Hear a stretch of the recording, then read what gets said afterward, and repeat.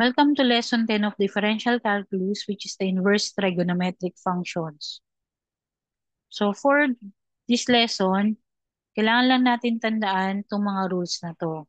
So if we get the derivative of arc sine of u, that is equals to du all over dx all over square root of 1 minus u squared. We get the derivative of arc cosine of u, that is similar to arc sine of u, negative lang yung sign. If we get the derivative of arctan of u, that is du all over dx all over 1 plus u squared. If we get the derivative of arcotangent of u, that is similar to arctangent of u, negative lang yung sign niya. If we get the derivative of arcsecant of u, that is equals to du all over dx all over u times square root of u squared minus 1. And if we get the derivative of arccosecant of u, that is similar to the derivative of arcsecant of u with the negative sign. So we have to, no? So we have to apply those rules dito sa mga examples na to. So let's take number one.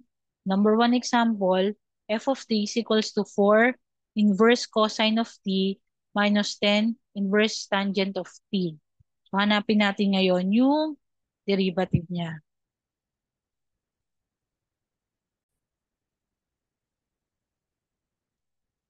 So, umpisa natin dito sa f prime of t, yung derivative ng cosine or inverse cosine of t, equal yan sa,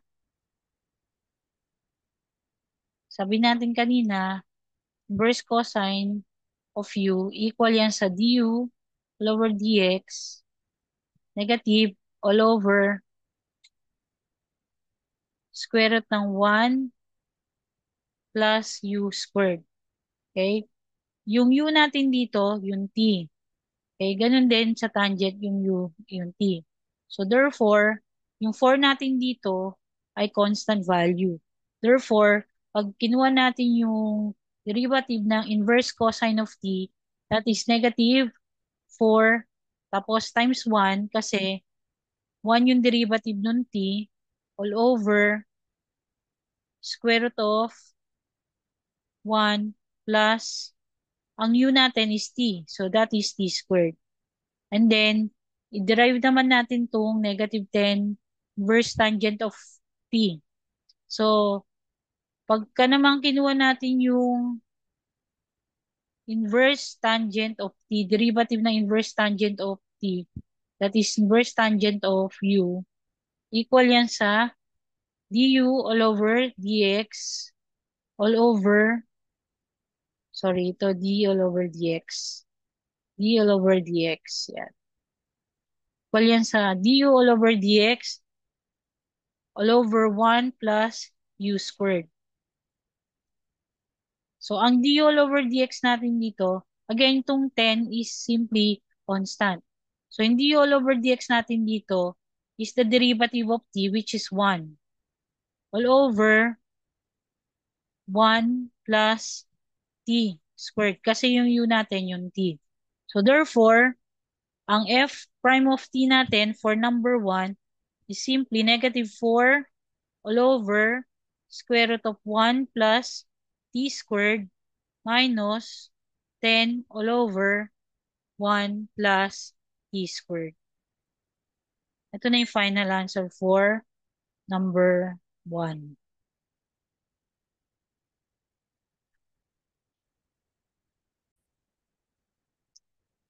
So proceed naman tayo sa number 2. Y is equals to arc sine of 3x.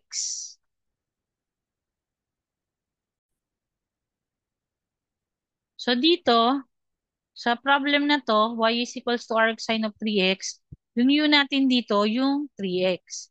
So pag kinuha natin yung derivative nung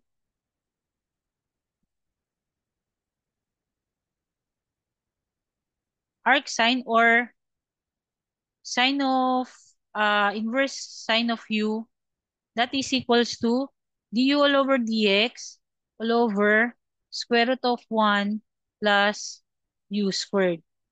Okay, so ito yung gagamitin nating rule dito. So yung magiging y prime natin ngayon, again, ang arc sine natin is or arcsine natin, ito yung formula niya or ito yung rule niya. So, du all over dx. So, kunin natin yung derivative ng 3x all over square root ng 1 plus ang u natin ay 3x, i-squared natin siya. So, yung y prime natin ngayon is 3 all over square root of 1 plus 9x squared. So, ito yung sagot natin for number 2.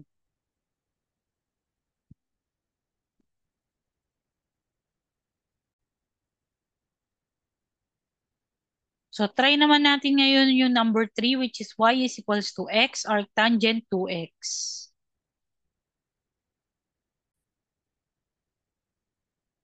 So, dito sa number 3, gagamit tayo ngayon ng product rule. So, ile-let u natin ngayon is equals to x. Du natin is equals to 1. Yung v natin ngayon is arctangent of 2x. Ang dv natin ngayon is, ito yung u, no? So, du all over dx ng 2x is 2. All over, tapos yung arctangent, that is 1 plus 2x squared. So, this is equals to 2 all over 1 plus 4x squared. So, pag nakuha na natin yung dv at saka du, pwede na natin siyang i-plug doon sa ating rule, no, or formula for getting the product rule. So, this is u dv plus v du. So, yung y prime natin ngayon is u is x times dv of 2 all over 1 plus 4x squared plus v of arctangent 2x times 1. Okay? And then, simplify. You get 2x all over 1 plus 4x squared plus arctangent 2x. So, this is now the final answer for number 3.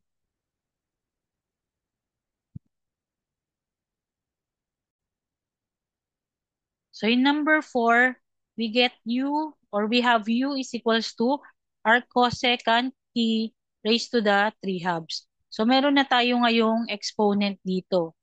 Gagamitin natin dito is the power rule.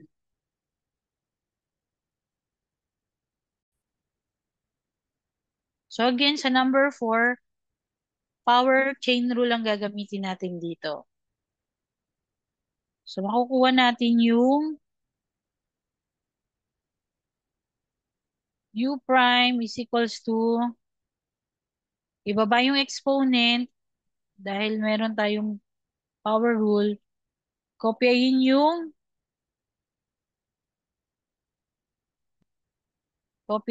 term, mag-minus 1 sa exponent, times yung, ito, times yung derivative nung arc cosecant t. So, yung derivative ng arc cosine t is negative 1 all over t square root of t squared minus 1. Okay? So, ang magiging sagot natin dito, u prime is negative 3 arc cosecant of t raised to the 1 half all over 2t times t squared minus 1. So, kung gusto pa natin pagandahin yung pagkakasulat ng sagot natin, pwede nating i-convert tong arc cosecant t raised to the 1 half sa radical. No? So, yung u prime natin is negative 3 square root of arc cosecant t all over 2t square root of t squared minus 1. So, ito na yung final solution natin or final answer natin for number 4. Okay. Saan nanggaling? Baka nagtatanong kayo saan nanggaling to.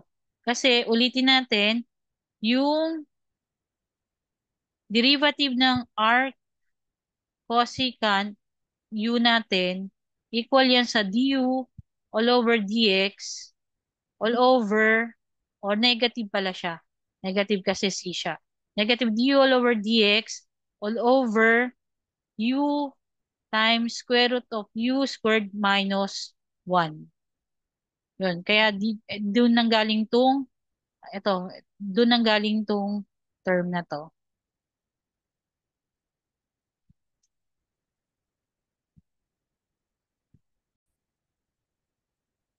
And yung last example natin is x is equals to arctangent of 3y all over y.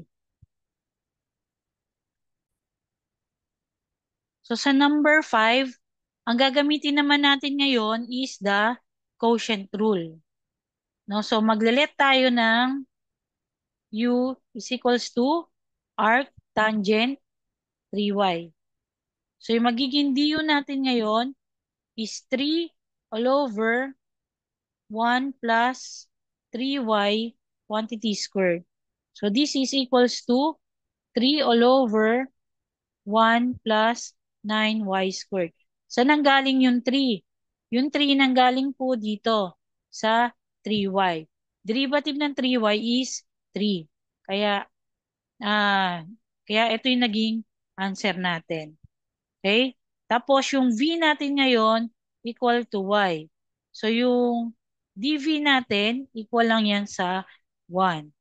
Tapos, plug na natin sa formula ng quotient rule. So sa quotient rule, yung x prime natin equal sa b du minus u dv all over v squared. So, yung x prime ngayon equal yan sa v is y times ang du natin is 3 all over 1 plus 9y squared.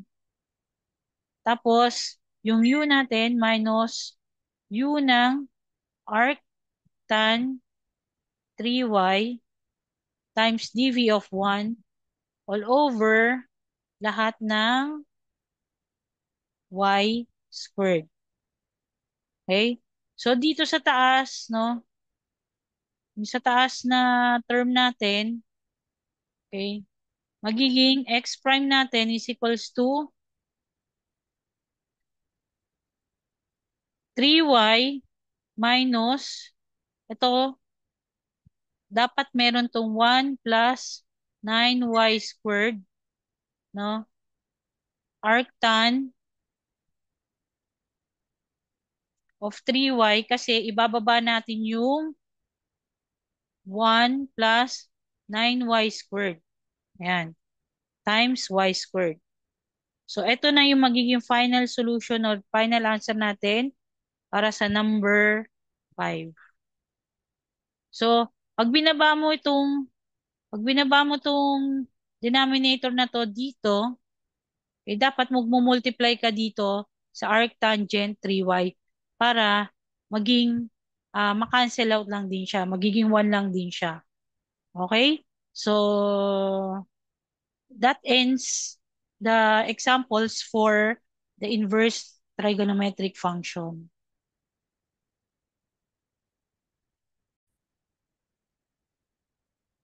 So again, para matest kung may natutunan ba tayo sa lesson na to, pwede natin gawin itong mga practice exercises na to.